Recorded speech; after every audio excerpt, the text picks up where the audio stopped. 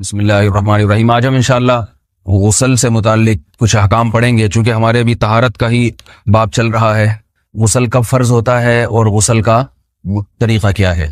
رسول اللہ صلی اللہ علیہ وسلم نے فرمایا ان اللہ لا یستحی من الحق، اللہ تعالی حق بات کو بیان کرنے سے حیا نہیں کرتے۔ تو غسل کے جو مسائل ہیں ان میں بھی بعض دفعہ کچھ ایسی باتیں آتی ہیں جو بظاہر حیا کے خلاف ہیں، لیکن علم کی ایک بات ہے، سیکھنے اور سکھانے میں حیا اگر کریں گے تو پھر ظاہر ہے ساری زندگی جاہل ہی رہے گا انسان۔ اور غسل کے مسائل سیکھنا اس لیے ضروری ہے کہ غسل جب فرض ہوتا ہے تو جب تک مکمل غسل نہ ہو آپ کی نماز ادا نہیں ہوتی۔ رسول اللہ صلی اللہ علیہ وسلم نے فرمایا الماء من الماء، حدیث ہے کہ غسل فرض ہوتا ہے خواہش نفس کے ساتھ جسم سے منی خارج ہونے سے۔ مرد پہ غسل کب فرض ہوگا؟ جب اس کے جسم سے شہوت کے ساتھ منی خارج ہو۔ منی بالکل سفید رنگ کی چیز ہے، ایک ہوتی ہے مزی۔ شہوت پیدا ہونے سے اگر کسی کے مرد یا عورت کے صرف رطوبت خارج ہونا شروع ہو گئی اس سے غسل فرض نہیں ہوتا۔ جب تک مکمل شہوت پوری نہیں ہو جاتی اور مادہ منویہ خارج نہیں ہو جاتا، چاہے احتلام کی صورت میں ہو یا کسی بھی طرح سے ہو۔ مردوں کے ساتھ چونکہ یہ بہت زیادہ ہوتا ہے، نائٹ فال کی صورت میں مردوں پر غسل کی یہ صورت بہت زیادہ فرض ہوتی ہے۔ جیسے ہی بلوغت ہوتی ہے تو احتلام شروع ہو جاتا ہے، ہفتے میں 1 دفعہ 2 دفعہ 3 دفعہ، بعض نوجوانوں کو روزانہ بھی 2 دفعہ ہوتا ہے، جبکہ خواتین میں یہ والے غسل کی صورت بہت ہی کم ہوتی ہے کہ ان کو نائٹ فال ہو یا اس طرح سے غسل فرض ہو۔ ہزاروں میں کسی ایک عورت کے ساتھ ایسا ہوتا ہے۔ ایک صورت تو یہ ہے غسل فرض ہونے کی۔ دوسری صورت کیا ہے کہ جب انسان اپنی زوجہ کے ساتھ ملاپ کرے اور انٹرکورس ہو جائے، چاہے اس صورت میں ڈسچارج دونوں میں سے کوئی ہو یا نہ ہو، لیکن دونوں پہ غسل فرض ہو جائے گا، مرد پہ بھی اور عورت پہ بھی۔ یہ تو مردوں کے غسل کے فرض ہونے کا ہے۔ مردوں کے غسل میں ایک چیز یہ بھی ہے کہ اگر آپ نے رات کو نیند کی اور صبح آپ اٹھے اور آپ نے کپڑوں پہ نشان دیکھا، اب آپ کو یہ پتہ نہیں چل رہا کہ یہ منی کا نشان ہے یا مزی کا ہے، تو بھی آپ پر غسل کرنا فرض ہے۔ یہی سمجھا جائے گا کہ یہ آپ خواب میں ڈسچارج ہوئے ہیں۔ عورت پر جو غسل فرض ہوتا ہے ایک اور صورت میں ہوتا ہے کہ جب خواتین کو ایام آنا بند ہو جاتے ہیں، حیض یا نفاس سے جب پاک ہو جائیں تو بھی ان پہ غسل فرض ہے۔ یہ تو غسل کی فرضیت سے متعلق احکام تھے۔ کچھ چیزیں ایسی ہیں جن میں غسل سنت ہے، فرض نہیں ہے۔ جمعہ کے دن غسل کرنا رسول اللہ صلی اللہ علیہ وسلم نے بہت زیادہ تاکید کی ہے۔ سنت کی 2 قسمیں ہیں، سنت مؤکدہ اور سنت غیر مؤکدہ۔ مؤکدہ وہ ہوتی ہیں کہ جن کو چھوڑنے کا اگر کوئی معمول بنا لے تو گناہ کا خطرہ ہے اور ایسا شخص قابل ملامت ہے، اسے شریعت ملامت کرتی ہے، برا بھلا کہتی ہے۔ تو غسل سنت مؤکدہ ہے، ہفتے میں 1 مرتبہ، چاہے جمعے کے دن ہو یا کسی بھی دن ہو۔ جو مسلمان ہفتے میں 1 دفعہ بھی نہیں نہاتا، وہ کتنا ہی نیٹ کلین ہو، مگر شریعت کی نظر میں وہ قابل ملامت ہے، اسے تانے دینے چاہیے کہ شرم نہیں آتی ہو مسلمان مگر رہتے ہو بھنگیوں اور چماروں کی طرح۔ ملامت تو اسی کو کہتے ہیں نا۔ اس کی دلیل رسول اللہ صلی اللہ علیہ وسلم نے فرمایا، صحیح حدیث ہے، حق علی کل مسلم ان یغتسل کل اسبوع مرۃ، کہ ہر مسلمان پر لازم ہے کہ وہ ہفتے میں کم از کم 1 مرتبہ غسل کرے۔ ہر مسلمان پر لازم ہے، چاہے اس پہ غسل فرض نہ بھی ہو۔ اور کس دن بہتر ہے؟ جمعہ کے دن۔ نبی صلی اللہ علیہ وسلم نے حکم دیا ہے کہ جمعے کے دن غسل کیا جائے۔ امام احمد ابن حنبل کا مذہب یہ ہے کہ جمعے کے دن غسل کرنا واجب ہے، صرف سنت نہیں ہے بلکہ واجب ہے، لیکن جمہور کا مذہب یہ ہے کہ سنت عمل ہے۔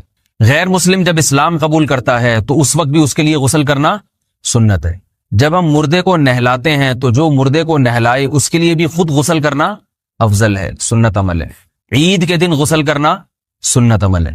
تو یہ وہ تمام مواقع ہیں جن میں غسل کرنا رسول اللہ صلی اللہ علیہ وسلم کی سنت ہے۔ غسل کا طریقہ کیا ہے؟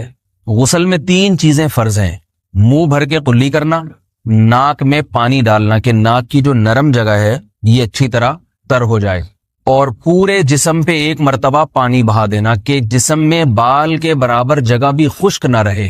یہ تو ہے فرض، یعنی یہ کام کسی نے کسی بھی طرح سے کر لیا تو غسل ادا ہو جائے گا، چاہے اس کی نیت غسل کی تھی یا نہیں تھی۔ کوئی آدمی چلتا ہوا جا رہا ہے، پھسل کے تالاب میں گر گیا، پورے غوطے کھا کے باہر نکلا، قلی کر لے اور ناک میں پانی ڈال لے تو غسل اس کا ادا ہو جائے گا۔ البتہ چونکہ نیت نہیں تھی لہذا غسل کا ثواب نہیں ملے گا، ثواب نیت کے بغیر نہیں ملتا انسان۔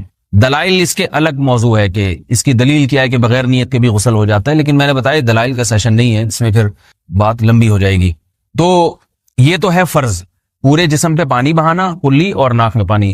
سنت طریقہ کیا ہے؟ رسول اللہ صلی اللہ علیہ وسلم غسل کیسے کرتے تھے؟ سنت طریقہ جس پہ جو اختیار کرنا چاہیے وہ طریقہ یہ ہے کہ جب آپ غسل کے لیے بیٹھیں تو سب سے پہلے وہ جگہ دھوئیں جہاں نجاست اور ناپاکی لگی ہوئی ہے. نائٹ فال ہوا, کسی کو احتلام ہوا, تو جہاں جہاں گندگی لگی ہے پہلے اس جگہ کو دھوئیں. استنجا کریں, شرمگاہ کو دھوئیں اچھی طرح. سمجھ رہے ہیں بات کو؟ اس کے بعد ہاتھ دھوئیں اور مکمل وضو کریں جیسے ہم عام حالات میں وضو کرتے ہیں. مکمل وضو کرنے کے بعد دائیں کندھے پہ پانی ڈالا, لیفٹ سائڈ پہ پانی ڈالا. پہلے زمانے میں تو چلو سے غسل ہوتا تھا, ہاتھ دھو لیے تو اب چلو سے پانی لے کے یہاں ڈالا جا رہا ہے, چلو سے پانی لے کے یہاں ڈالا جا رہا ہے, پورے جسم پہ ملا جا رہا ہے, اور چلو سے پانی لے کے 3 دفعہ سر پہ ڈالا جا رہا ہے. تو آج کل چلو الو تو ہے نہیں, شاور کے نیچے جا کے کھڑے ہو جاتے ہیں. تو اس میں یہ کہ شاور کھولے اس میں کھڑے ہو جائیں, سارے چلو اس میں خود بخود ہی ہو جائیں گے, پورے جسم پہ پانی بہہ جائے گا. نبی صلی اللہ علیہ وسلم کے دور میں یہ جدید چیزیں نہیں تھیں, شیمپو اور صابن. تو آپ صلی اللہ علیہ وسلم بیری کے پتوں سے غسل کی ترغیب دیا کرتے تھے. بیری کے پتوں کو اگر پانی میں پکایا جائے تو پانی میں میل کچیل صاف کرنے کی صلاحیت بہت بڑھ جاتی ہے. ہمارے زمانے میں اس تکلف کی ضرورت نہیں ہے, صابن ملتے ہیں اس سے نہایا کریں. بہرحال کہنے کا مقصد یہ آپ لوگوں سے, تو یہ سنت طریقے سے غسل ہو جائے گا آپ کا. سمجھ رہے ہیں بات کو؟ سب سے پہلے استنجا کیا, اس کے بعد وضو کر لیا, اس کے بعد غسل کر لیا. اگر کسی نے غسل میں وضو نہیں کیا اور ویسے ہی پورے جسم پہ پانی بہا دیا تو بھی اس کا وضو خود بخود ہو جائے گا. اس غسل سے وہ نماز پڑھ سکتا ہے, کیونکہ بعض لوگ غسل کرنے کے بعد دوبارہ وضو کر رہے ہوتے ہیں. اس کی ضرورت نہیں ہے, کیونکہ جب غسل کرتے ہیں تو وضو والے اعضاء تو خود بخود اس میں دھل جاتے ہیں. یہ ہے غسل کا طریقہ. وضو کیسے ٹوٹتا ہے؟ جن چیزوں سے غسل فرض ہوتا ہے ان چیزوں سے وضو تو بہرحال ٹوٹتا ہی ہے. اس کے علاوہ بھی وضو ٹوٹتا ہے. اس سے پچھلے لیکچر میں نے کچھ تفصیل بتائی تھی کہ نجاست جسم سے کہیں سے بھی خارج ہو جائے یا نجاست نکل کے بہہ پڑے. اگر قضاء حاجت کی جگہوں سے نجاست خارج ہوئی ہے تو نظر بھی آ جائے وضو ٹوٹ جائے گا, اور قضاء حاجت کے علاوہ جگہوں سے اگر نجاست خارج ہوئی ہے, خون وغیرہ ہے جیسے, تو جب تک نکل کے بہے گا نہیں تو اس وقت تک وضو نہیں ٹوٹے گا. سمجھ رہے ہیں بات کو؟ وضو کا طریقہ کیا ہے؟ سب سے پہلے دونوں ہاتھوں کو دھویا جائے, 3 دفعہ کلی کی جائے, مسواک کی جائے, 3 دفعہ ناک میں پانی ڈالا جائے, پھر پورے چہرے کو پیشانی, یہ جو ہے جہاں سے پیشانی ہماری شروع ہو رہی ہے اور تھوڑی کے نیچے, تھوڑی جہاں ختم ہو رہی ہے, اور ایک کان کی لو سے دوسرے کان کی لو تک 4 اعضاء ہیں وضو میں دھونا فرض ہیں. 1 چہرہ, نمبر 2 بازو, نمبر 3 سر کا مسا, چوتھا ہی سر, اور نمبر 4 پاؤں کو دھونا. اس کی دلیل قرآن مجید کی مشہور آیت ہے فَاغْسِلُوا وُجُوهَكُمْ وَأَيْدِيَكُمْ إِلَى الْمَرَافِقِ. اللہ فرماتے ہیں ایمان والو, جب نماز کا ارادہ ہو تو اپنے چہروں کو اور اپنے ہاتھوں کو دھو, سر کا مسا کرو اور پاؤں کو ٹخنوں سمیت دھو. دھونے کا حکم ہے قرآن مجید میں. البتہ سر کے بارے میں یہ نہیں آئے پورے سر کا مسا کرو, بلکہ آ رہا ہے وَامْسَحُوا بِرُؤُوسِكُمْ. با کا لفظ ہے, با آتی ہے تبعیض کے لیے کہ سر کے بعض حصے کا مسا. اب بعض حصے کا قرآن حدیث میں کہیں تذکرہ نہیں ہے, تو اس میں فقہاء کرام کے اجتہادات ہیں. امام شافعی فرماتے ہیں تھوڑا سا بھی ٹچ کر لیا سر کو ہو جائے گا. امام ابو حنیفہ فرماتے ہیں نہیں, کم از کم 1/4 کا ہونا ضروری ہے. سب کے اپنے اپنے دلائل ہیں, ان دلائل میں نہیں جاتا. فقہ حنفی کو جو فالو کرنے والے ہیں تو ان کو چاہیے کم از کم 1/4 سر کا مسا, یہ فرض ہونے کے لیے ضروری. مگر سنت کیا ہے؟ پورے سر کا مسا. نبی صلی اللہ علیہ وسلم دونوں ہاتھوں کو بھگو کے پورے سر کا مسا کرتے تھے ایسے. سمجھ رہے بات کو؟ اور مسا کے جو یہ ٹیکنیکل طریقے ہیں کہ آپ یوں پہلے انگلی بنائیں, پھر یوں لے کر جائیں, پھر یوں گھما کے لائیں, پھر یوں, یہ ٹیکنیکل طریقے حدیث سے ثابت نہیں. مسا کا طریقہ کیا ہے؟ بھیگا ہوا ہاتھ لے کے ایسے پورے سر کو ہو گیا. پھر حدیث میں یہ بھی ہے کہ یوں لے جاؤ اور یہ بھی ہے کہ 2 واپس بھی لے کر آؤ, دونوں طرح سے ثابت.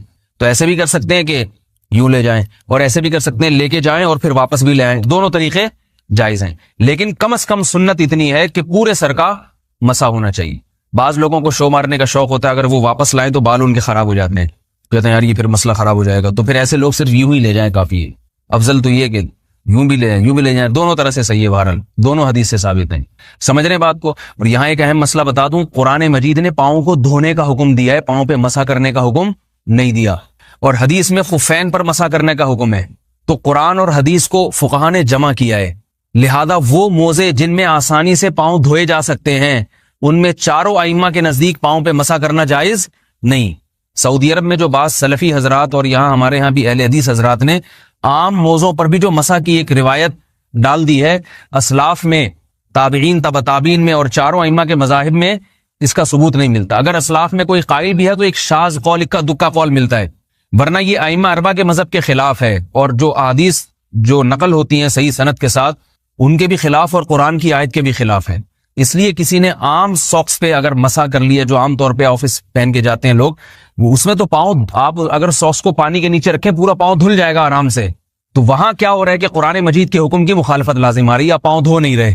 تو اس لیے ہم یہ سمجھتے ہیں کہ اس صورت میں نماز ادا نہیں ہوگی. سعودی عرب میں بعض سلفی حضرات نماز پڑھاتے ہیں، وہ ایسے ہی کرتے ہیں کہ عام ساکس پہ مسا کر کے نماز پڑھا لیتے ہیں. تو فتویٰ اسی پر ہے کہ ان کی اگر کسی کو یقین ہے کہ اس نے عام ساکس پہ مسا کر کے نماز پڑھائی ہے تو اس کے پیچھے نماز ادا نہیں ہوگی، کیونکہ قرآن کے مطابق اس کا وضو ہوا ہی نہیں ہے. صدیوں تک کوئی بھی اس قول کا قائل نہیں رہا ہے کہ عام ساکس پہ بھی مسا ہو جاتا ہے. یہ ابن تیمیہ رحمہ اللہ تعالیٰ 7ویں صدی میں اس کے قائل تھے، اور تابعین میں اکا دکا قول ملتے ہیں اس کے، لیکن شاذ قول ہیں، مرجوح قول ہیں جن پر امت نے فتویٰ نہیں دیا. اور اب سعودی عرب میں بعض سلفی حضرات اس کے قائل ہیں. ہمارے ہاں اہل حدیث حضرات بھی چونکہ اکثر سعودی عرب کے سلفی حضرات ہی کو فالو کرتے ہیں، تو انہوں نے بھی وہیں سے یہ فتویٰ لیا ہے. لیکن ائمہ اربعہ کے مذہب میں اور دلائل کے لحاظ سے دیکھا جائے تو یہ مذہب کمزور ہے. قرآن نے پاؤں کو دھونے کا حکم دیا، آپ دھوئیں گے پاؤں جب تک دھونا ممکن ہے. چمڑے کے موزے ہیں ان کو دھونا ممکن نہیں ہے اتارے بغیر، لہذا ان موزوں کے اوپر مسا ہو جائے گا. تو اس سے قرآن پر بھی عمل ہو جائے گا اور حدیث پر بھی عمل ہو جائے گا.